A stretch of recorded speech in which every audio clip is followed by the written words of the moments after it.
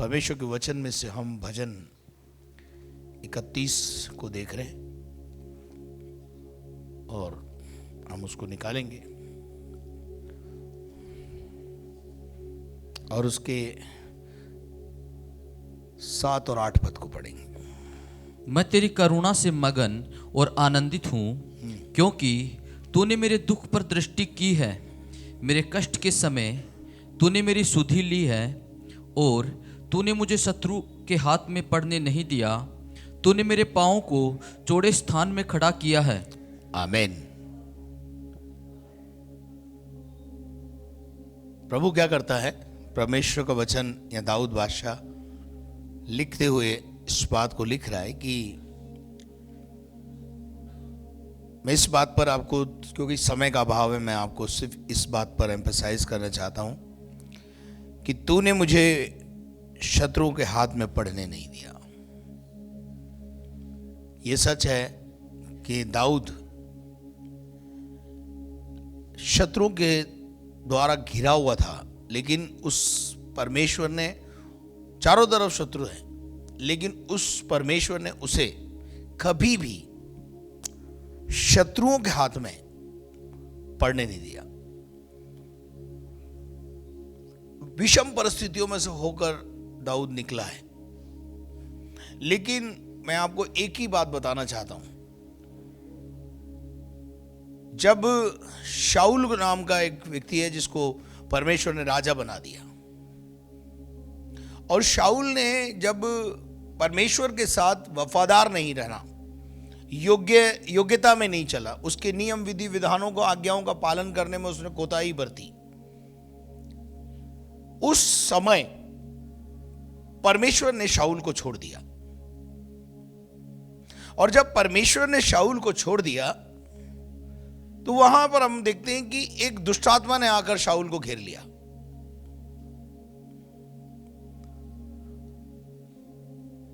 है कौन? अभिषेक पाया हुआ है कौन? खुदा के जन। लेकिन जब खुदा का जन नाफरमानी करेगा, आज्ञाओं का पालन नहीं करेगा, नियमों का पालन नहीं करेगा, तो खुदा पक्षपात करने वाला खुदा नहीं है कि तू तो भाई मसीह घराने में पैदा हुआ है, तू तो कुछ भी कर सकता है, तेरे पास तो लाइसेंस है। ऐसा नहीं। शाऊल बिन्यामीन की गोत्र का था, परमेश्वर ने उसको राजा भी बनाया, अभिषेक किया, लेकिन जब उसने नाफरमानियों का काम शुरू किया, आज्ञाओं को उल्लंघन करना शुरू किया, आज्ञाओं में पानी मिलाना शुरू कर दिया, आज्ञाओं को पूरी रीति से पूरा करना बंद कर दिया, आधी अधूरी आज्ञाओं का पालन करता था, आधा काम करता, आधा जो है गायब कर देता, तब यहोवा का सुरक्षा का जो चक्र था वो शाऊल के जीवन से हट गया। और वो जो है वहां पर हम देखते हैं कि क्या हुआ कि दुष्टात्मा ने आकर उसे घेर लिया। अब दुष्टात्मा भगाने का कोई उपाय था ही नहीं। सारे दुनिया भर के पंडितों को बुला लिया, सबको बुला लिया, और उसके बाद ये निर्णय हुआ, किसी ने बोला भाई या किसी प्रभु की आराधना करने वाले को बुलाओ, जब वो आराधना करेगा तब इसको चैन मिलेगा। और वही हुआ कि दाऊद को बुलवाया गया। मैं बहुत संक्षिप्त में जा रहा हूं। दाऊद को बुलवाया गया और दाऊद ने जंगल से सीधा महल में आकर के वीणा बजाई, और जब जब दाऊद वीणा बजाता था, बाइबल बताती है शाऊल को आराम मिलता था। और इस प्रकार से शाऊल ने सोचा कि क्यों ना इसको, दाऊद को अपने पास ही रखा जाए, और उसने उसको अपने पास रख लिया, उसको हथियार ढोने का काम दे दिया, और वो काम करने लगा। मेरे अजीजों, एक दिन वो घटना, जो गोलियात वाली घटना है, वो घट गई। और गोलियात की घटना के बाद महिलाओं ने एक गीत गा दिया, और वो गीत क्या था कि महिलाओं ने जो गीत बनाया वो इस प्रकार से बना दिया कि शाऊल ने तो हजारों को मारा और लाखों को दाऊद ने मारा। बस इस बात से दाऊद और शाऊल दोनों एक दूसरे के दुश्मन हो गए। इसमें बेचारे दाऊद की कोई गलती नहीं थी। दाऊद ने थोड़ी बोला था स्त्रियों को कि तुम मेरी प्रशंसा में ऐसा गीत बनाओ और गा दो, उसने नहीं बोला था। कभी कभी ऐसा होता है, कोई दूसरा किसी की प्रशंसा कर दे तो परेशानी हो जाती है। उसकी खुद की अपनी करे तो कोई परेशानी नहीं है, उसको दूसरे की नहीं करना चाहिए। दाऊद ने वो गीत गाने के लिए नहीं कहा था स्त्रियों को, लेकिन स्त्रियों ने वो गीत गा दिया।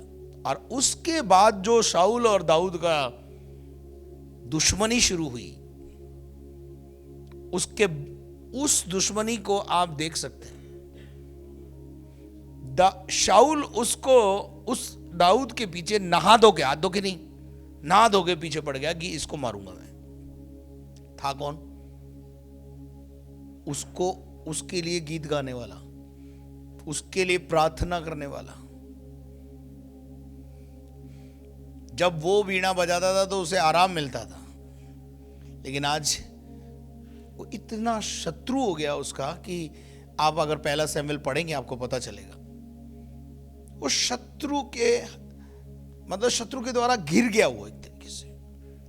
लेकिन आप ये देखिए कि हर वार शाऊल राजा का हर वार विफल हुआ। कोई सा भी वार, कोई सी भी योजना शाऊल ने राजा दाऊद को मारने के लिए बहुत सारी योजनाएं बनाई। यहां तक कि योनातान जो था उसका बेटा था, वो बेटा भी जो है दाऊद की तरफ हो गया और ये कहने लगा कि नहीं, मेरे जो पिता कर रहे हैं वो गलत कर रहे हैं, दाऊद सही है। और इस प्रकार से जंगल में कई बार दाऊद को तो बहुत मौका मिला कि वो शाऊल को मार डाले, लेकिन दाऊद ने उस मौके का फायदा नहीं उठाया, क्योंकि दाऊद ने अपना जंग यहोवा के हाथ में सौंप रखा था। लेकिन शाऊल उसके पीछे इतना जबरदस्त रूप से पड़ा हुआ था कि उसका बस चले तो वो उसको क्या कर दे, मार दे। लेकिन हर वार शत्रु का हर वार, अब यहां जो 8 पद है, ये जो घटनाएं मैंने आपको बताई, ये जो बातें मैंने आपको बताई, और दाऊद यहां पर 8 पद में लिखता है, और तूने मुझे शत्रुओं के हाथ में पड़ने नहीं दिया। और वही परमेश्वर मेरे और आपका परमेश्वर है, ना बदलने वाला परमेश्वर है। हम थोड़ा सा करके प्रभु से बहुत कुछ पाना चाहते हैं। हम थोड़ा सा करके प्रभु से बहुत कुछ पाना चाहते हैं, और थोड़ा सा भी हम ईमानदारी, वफादारी और हृदय की गहराई से नहीं करते। लेकिन आपको पता है, दाऊद ने जो कुछ किया दिल की गहराई से किया, इसलिए यहोवा परमेश्वर उस पे इतना प्रसन्न था जिसकी कोई सीमा नहीं। दाऊद के लिए एक बहुत अच्छी बात परमेश्वर ने लिखी वचन में, मेरे मन के समान एक व्यक्ति मुझे मिल गया। और किसी के लिए बाइबल में यह शब्द इस्तेमाल नहीं किया। मेरे मन के समान, मेरे मन को समझने वाला, मेरे दर्शन को समझने वाला, मेरी बातों को समझने वाला एक व्यक्ति मुझे मिल गया, और वो और कोई नहीं है, दाऊद है।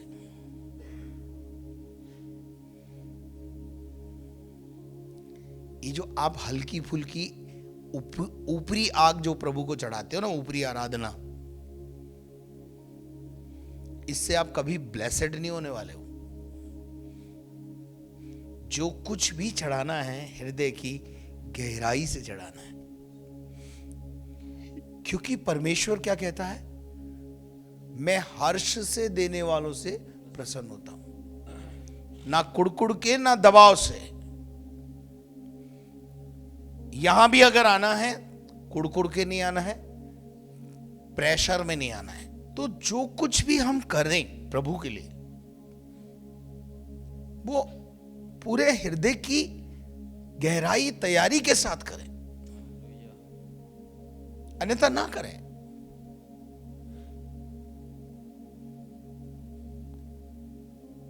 तब परमेश्वर हमारे मन को समझेगा और उसके बाद ये आयत हमारे लिए भी पूरी हो सकती है।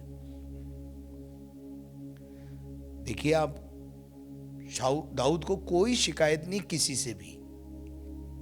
He was rejected by his own father, mother, by his own mother, father and brothers and all friends. समाज के और मित्रों के द्वारा भी वो रिजेक्टेड पर्सन था, लेकिन उसको कोई मतलब नहीं इन बातों से। कौन उसके विषय में क्या बोलता है उससे भी उसको कोई मतलब नहीं है। वो तो जहां तुम रखोगे वहां वीणा बजा के प्रभु की आराधना करेगा। वो एक सच्चा आराधक था। वो आराधना प्रभु के पास जाती है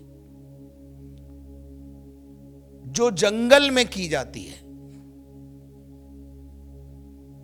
अब जंगल का जो अनुभव है वो कैसा अनुभव है? जंगल का जो सफर है, जंगल का जो अनुभव है, उस अनुभव में क्या आप आराधना कर पाते हो?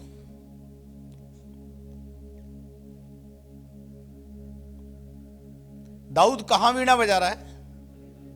जंगल के अनुभव में,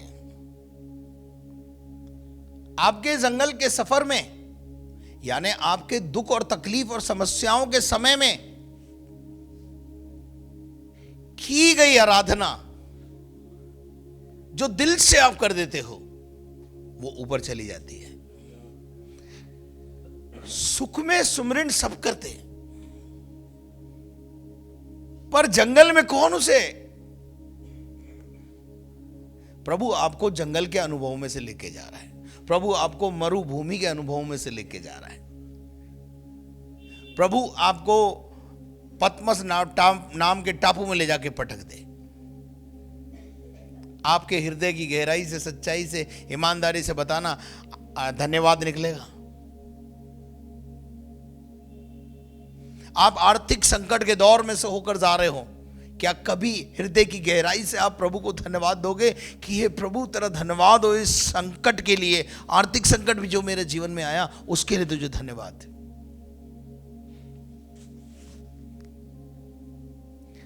दाऊद बादशाह एक बहुत अच्छी बात कहता है, मुझे जो दुख हुआ, मुझे जो संकट आया, दुख आया, मेरे जीवन पे जो परेशानियां आई, समाज ने जो मुझे रिजेक्ट किया, और ये सब कुछ मेरे लिए क्या हुआ? भला हुआ। अगर दुख नहीं आता आप यहां नहीं होते।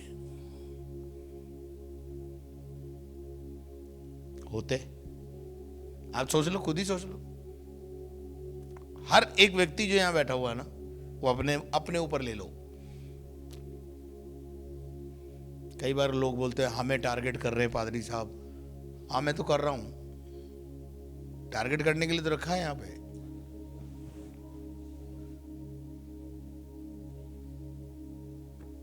पपोलने के लिए थोड़ी रखा है।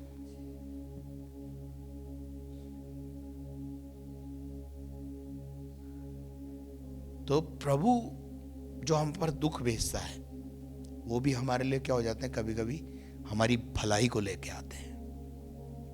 और इसलिए दाऊद बादशाह कहता है, मुझे जो दुख हुआ वो मेरे लिए बेहतर हुआ।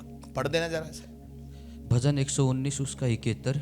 मुझे जो दुख हुआ, दाऊद कहता है, मुझे जो दुख हुआ वह मेरे लिए भला ही हुआ है। क्या दुख हुआ दाऊद को, ये मुझे बताओ। दाऊद को बस एक ही दुख था भाई, जंगल में पड़ा हुआ है, रिजेक्टेड पर्सन है, समाज में कोई वैल्यू नहीं है।